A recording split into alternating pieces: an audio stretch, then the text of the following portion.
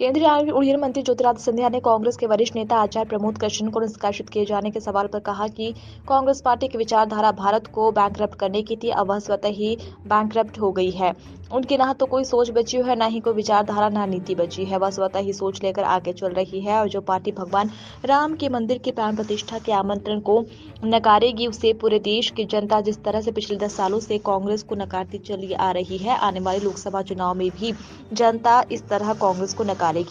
रविवार दोपहर ग्वालियर पहुंचे केंद्रीय मंत्री ज्योतिरादित्य सिंधिया ने प्रधानमंत्री नरेंद्र मोदी का झाबुआ में आगमन को लेकर स्वागत किया और कहा कि प्रदेश ने ऊंचाइयों को छूने वाला है। उन्होंने आदिवासी भाइयों के खाते में 1500 रुपए की सीधी रकम डाली है। इसके साथ ही प्रधानमंत्री ने ना खाऊंगा ना खाने दूंगा को जीवंत करते हुए बिचौलियों की भूमिका खत्म कर दी। आज मैं महाराज साहब के सानिध्य में भाजपा परिवार में वापसी कर रहा हूँ। वैसे महाराज साहब से तो मैं क्या, हमारा पीढ़ियों का संबंध है। मेरा परिवार पीढ़ियों से सदैव महाराज साहब के परिवार के लिए समर्पित रहा और सदैव महाराज के ही सानिध्य में हमने काम किया।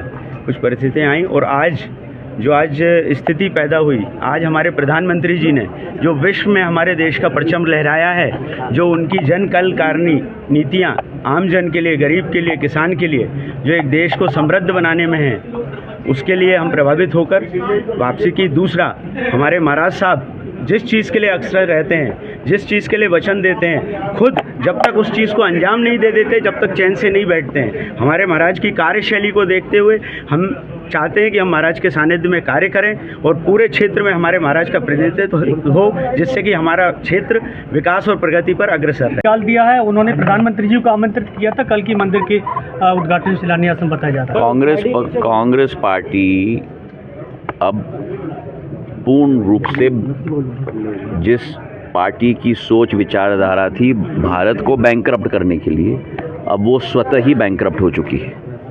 ना कोई सोच है, ना कोई विचारधारा है, ना कोई नीति है, केवल स्वतः की सोच है। और जो पार्टी भगवान श्री राम के मंदिर की प्राण प्रतिष्ठा के आमंत्रण को नकारेगी, उसे पूर्ण देश की जनता आने वाले दिनों में जिस तरीके से 10 साल में नकारा है, वैसे ही आने वाले दिनों में नकारेगी।